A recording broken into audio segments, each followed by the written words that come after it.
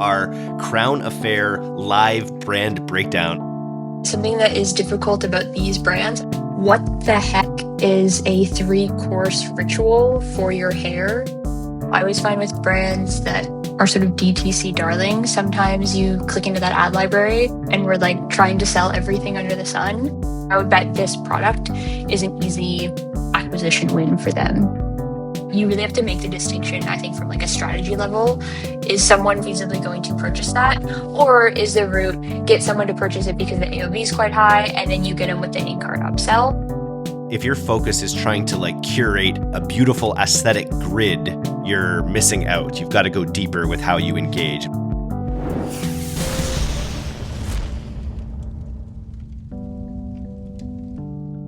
It's all killer, no filler. I'm Eric, and today we have a very special returning guest, Aves, back on the DTC Podcast. First of all, Aves, before we dive into our Crown Affair live brand breakdown or ad library breakdown that we're going to do today, give the listeners who have not started listening to Adventurous yet the number one reason why they should be listening to Adventurous.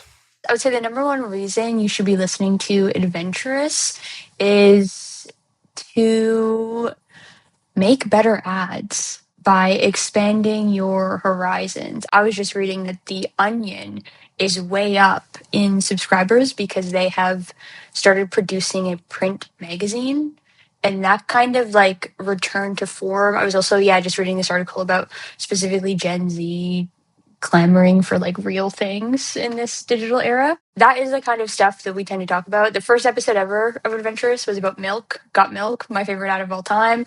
And that's the kind of stuff that we tend to talk about. So if you want to make better ads by returning to fundamentals, give it a listen.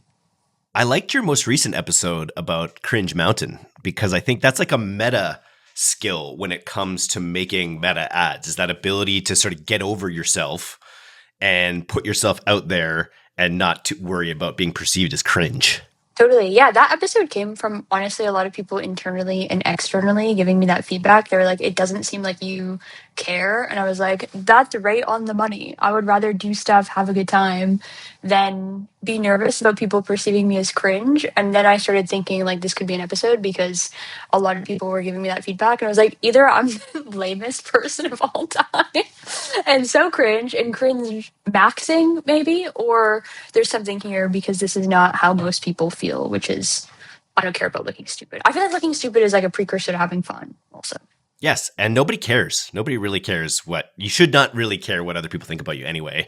So whimsy maxing to the max. Totally. I was just going to say, I've never once seen a video that someone posted and then like gone to sleep that night and been like, I can't believe Eric posted that video. That was so lame. Like nobody thinks about you or what you're posting that much.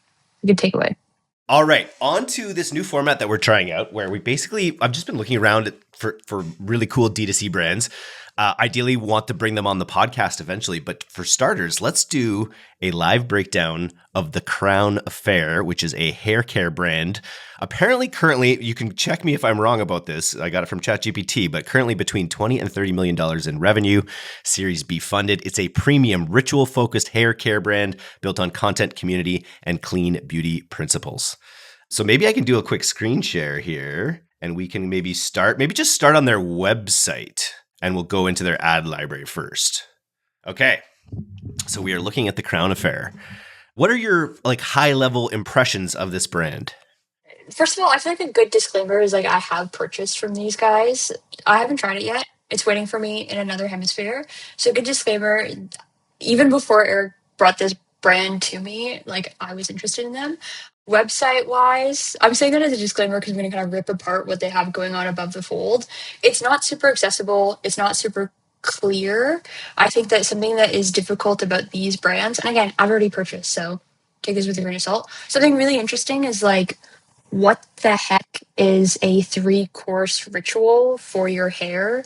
It immediately doesn't make any sense to someone coming in from the top of the funnel. We don't know how they're testing landing pages. We don't know where they're sending traffic. But yeah, it's like difficult to read, first of all. White on a light background is just a very tactical bad move, but it's also really difficult to understand from the beginning. And I know we're all like obsessed with food in the beauty industry specifically right now. And like, bringing our products to this really like, I don't know, tactile place. But yeah, from that image at the top, it kind of looks like a mushroom to me. I don't know about you, but it's very difficult to tell It's what we're being sold. It's like, I think you're right. Like it doesn't, if you don't know the brand, you don't know that it has anything to do with hair, except that she has lovely hair when you get here. I do love the positioning of Ritual at the highest level of brand strategy. I think that's like actually like that's the cardinal rule of hair care, which was you doubled sales by saying wash, rinse, and repeat, by adding and repeat. So this idea of like forming a ritual and building that into the core of your brand at the highest level strategically, I think makes a ton of sense, and is maybe a reason for some of their success. I see what you mean, though, tactically about some of their I aesthetic would love choices. to like see them tie the ritual to a benefit. So it's like healthy hair for a ritual where it's like you're not really getting that immediately, but that would be because I think like rinse, wash, repeat, the like immediate benefit is like silky hair, I guess, when we're boots on the ground coming up with that. So this one is like what is the benefit to a ritual? Well, it's used twice as much as product. That's the real genius of it, because it gets you to go through your product twice as fast. But tying it to a ritual that and I think you need at least 3 steps in a ritual. I don't know if that's true. But very clean, minimal design. I really like the brand aesthetic of it. Yeah, below the fold, very like consistent, clean. This is kind of a read, I guess, but something that is for some reason not always happening, I guess, is like showing models with hair that is kind of aspirational. I think it was Blake Lively launched a hair care brand, and her thing is really messy hair and kind of dried, and it just doesn't look the healthiest. So I love seeing like actual imagery that I feel like is really like connecting the dots. We've got like images of really healthy, silky hair, and then we've got the product in like what looks like my nightstand, to be honest, in its natural home environment. So it's cool branding. Okay, let's jump over to their ad library, and we can take a look at the way that they're presenting themselves on ads. I just got the fact that the crown affair is a pun, because your crown affair. It's got a lot going on there. It's got that regal air to it. It's got the air of drama. You know what I mean? If it's got the affair, it's there's some drama there. And here we've got some of their ads. Of course, you can watch our live stream of this on our Spotify account or on our YouTube page, or you can just listen to us describe these wonderful ads. What do you think of what you're seeing in their ad library? I'm seeing like an immediate pretty good mix. So if you're listening, something that's really coming through with Crown Affair is there is a mixture of CGC content. So you see lots of organic style, some very branded, like testimonials. We're looking at one right now with like the Allure beauty badge, which has specifically motivated me to buy previously. And then we've also got like a ton of press reviews with very branded photography as well, which I think for beauty specifically really matters because we're so oversaturated. So differentiating ourselves from both like a ad type point of view. So like I said, we've got creator content representing kind of more organic, accessible, and then really aspirational stuff. So that's always a really good sign to see in any ad library. It means it's like a healthy mix. I like these bolded statements here that really sort of go right to your pain point, right? Like so much healthier than spray. Everyone's worried that their products are not healthy. Second day hair that feels clean, not coated. It just like evokes that feeling that if I had hair, I would imagine what it felt like. Totally. Yeah, I think like something to describe if you're listening is there's a lot of ads focused on a like dry shampoo product that is very atypical in how you apply it. So usually you spray that onto your head, but this is like a powder that comes with a brush. So it's very simple and already like a differentiator, I feel like. So they're really, I think, leaning into the visual differences with this as a dry shampoo versus like that aerosol filled cans, which is also really cool. And really focusing on, it looks like it, it's hard to tell just from a cursory glance at the ad library, but focusing on that dry shampoo as a hero SKU. Yeah, that's really interesting, like coming from the website to here.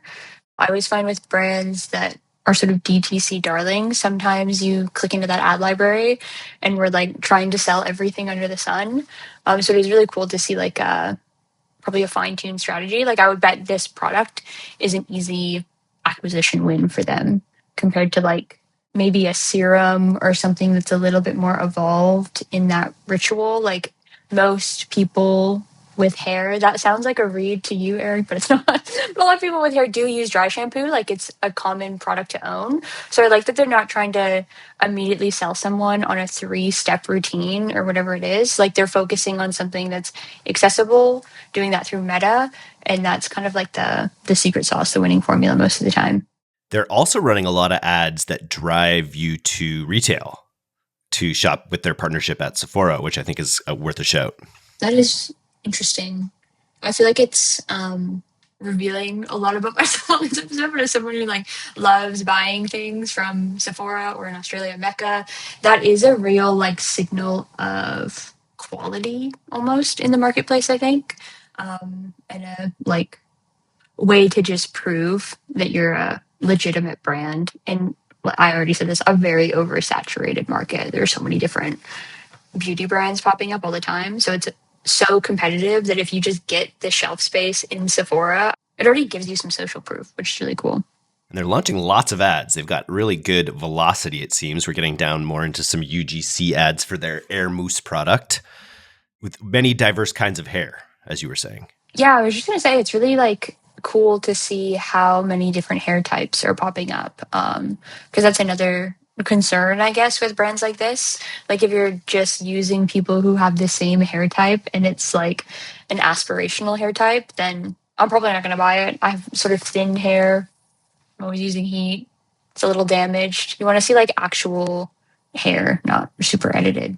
I'm not seeing, there's the first, I think. I'm not seeing much founder-led content. And I actually, like in my analysis of this brand when I was using ChatGPT, I think this is the founder here, actually, I believe. And I think once you get into their retention program, they really lean heavily on the founder angle, but it doesn't appear to be as prevalent in their ads. Interesting. I wonder if they just haven't tested or found the winning way to present the founder across like more top of funnel channels. And I do see, a lot of reference to that idea of a ritual in a way, right? Where, because once you have people locked in on those rituals, they pay out cash money. Yeah, something I really like that I'm seeing here is that they're like referencing building your own ritual, which I think is really important. It's sort of like, I am jumping into this, like I said, as someone who just bought stuff from this brand, didn't do as much research as Eric.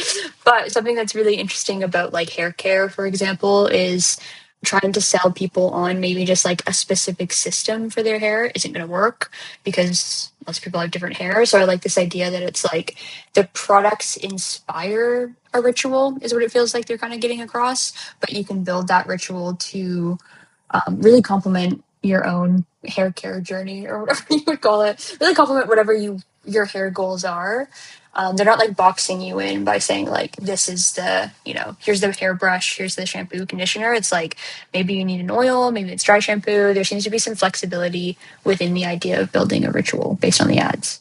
One of the piece of commentary from Chat D2C here was that it leverages founder-led storytelling, I believe in their email, which I was seeing when I did the research, created by Diana Cohen. Crown Affair leans into deeply editorial, almost media brand aesthetic. Every product is part of a ritual rather than a routine. Think Glossier for hair. What do you think of that statement, that it has this sort of editorial quality? Do you think that's made up, or what are we saying there? I would say maybe from the website, yes, which is what I love to see from the website. There's this like sort of higher brow quality to the brand compared to what you might get at like a drugstore for your hair. And I think just the word ritual invokes this idea of like repurchasing, building habits, some very specific type of person instead of just being someone who goes to the drugstore and picks out whatever shampoo there is. Like you're being really intentional when you build a ritual around something. So you're kind of speaking to people who take hair care seriously, I guess is a way to put it. The Glossier comparison is really interesting to me. I feel like Glossier has really fallen off which is something that I'm not going to talk about right now because I feel like I could do a whole podcast episode about it. But the way that that brand just nuked was really interesting to me. But I think what's really interesting about that comparison here is Glossier was like really specifically targeted to a very young person. But the idea of building a hair care ritual speaks to me as a like woman in my now late 20s, I guess. Like that's something I'm doing. You're not building a hair care ritual if you're 19 years old and just kind of figuring out where you want to spend your money. Like they're really defining who their persona is and how they're presenting their products rather than, I think, again, the Glossier comparison is really interesting because that was like, I'll buy one product, I get this tote bag, I'm part of a cult. But this is sort of like way more specific to their persona, which is, I think, a really good strategy in this era. They're also running, I just clicked through on this ad here, bundle 3 products for 15% off. Craft your hair care ritual, get 15% off. When you click through, it goes to an interesting PDP that's just literally asking, pick your favorites, choose recommended favorites, save up to 20% when you bundle. So it's driving to a bundle builder that gives you this content up front about how you should be rethinking, what your ritual is. So yeah, like this, do we do a lot of driving direct to bundles from ads as well? Or is it more of an in-cart choice? Yeah, interesting question. I would say it's entirely up to like product AOV and the way that products function with one another. One of the brands that I work directly with, we're a soft goods brand. It doesn't make a lot of sense for people to be purchasing many of the same product because it's just like not that type of thing. And so we tend to do a lot of in-cart upsells instead of building a bundle. But say you are like a jewelry brand and each piece is around $70, that's your retail price.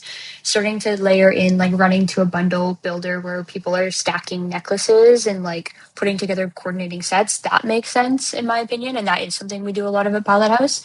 But you really have to make the distinction, I think, from like a strategy level. Is someone feasibly going to buy, like you could bundle anything, you know what I mean? But is someone feasibly going to purchase that? Or is the route get someone to purchase it because the AOV is quite high and then you get them with the in-cart upsell? Really depends on like single SKU pricing. And also, like I said, what does the product actually do? And does it make sense to buy multiple things from that brand at once?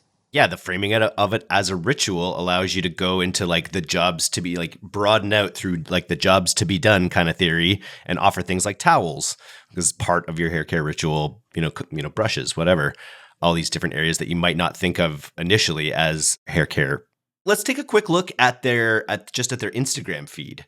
I saw an interesting post the other day that was about just how you really like I think it was basically saying that if your focus is trying to like curate a beautiful aesthetic grid, you're missing out. You've got to go deeper with how you engage. And we're sort of beyond the pure aesthetics of your grid into deeper things. So these guys definitely have a beautiful aesthetic grid. I don't think that should be a knock. What are your thoughts? Yeah, I've actually been seeing a lot of the same where it's like the focus now is more on like niche and interests.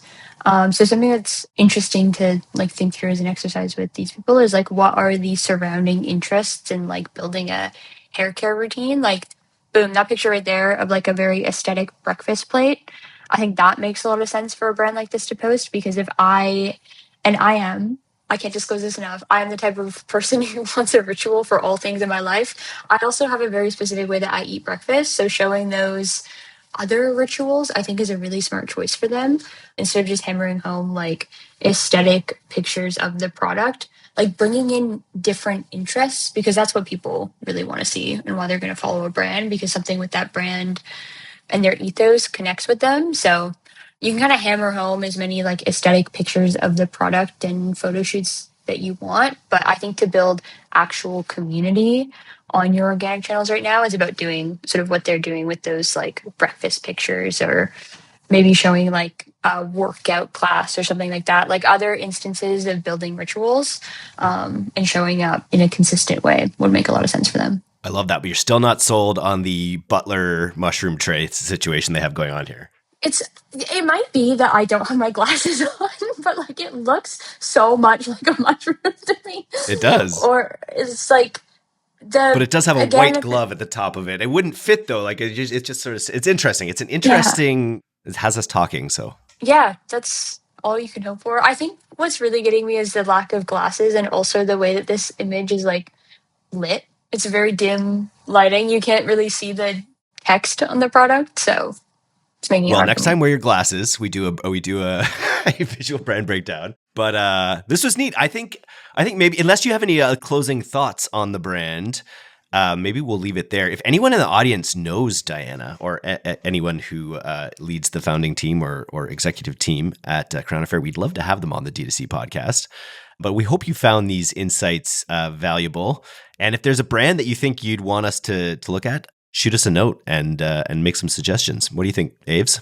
Yeah, that sounds fun. I love doing this for a newsletter or audits. It's like looking at ad libraries is kind of my job. Nice. And this was our first one. So we just sort of gripped and ripped this one. But I feel like we got something here and we will continue to refine this format. And yeah, thanks for coming on the All Killer No Filler podcast today, Aves. Thanks for having me. It's retro. It's fun. It's like coming back home. And go subscribe to Adventurous. Search that in your podcast finder.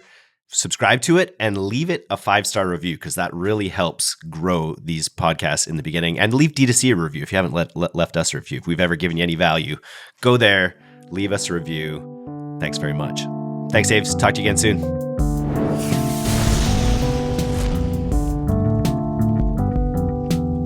Thanks for listening to today's episode. If you're not getting the D2C newsletter, you can subscribe for free at directtoconsumer.co. And if you want to learn more about Pilot House's all-killer, no-filler services, take off to pilothouse.co. I'm Eric Dyck, and this has been the D2C Podcast. We'll see you next time.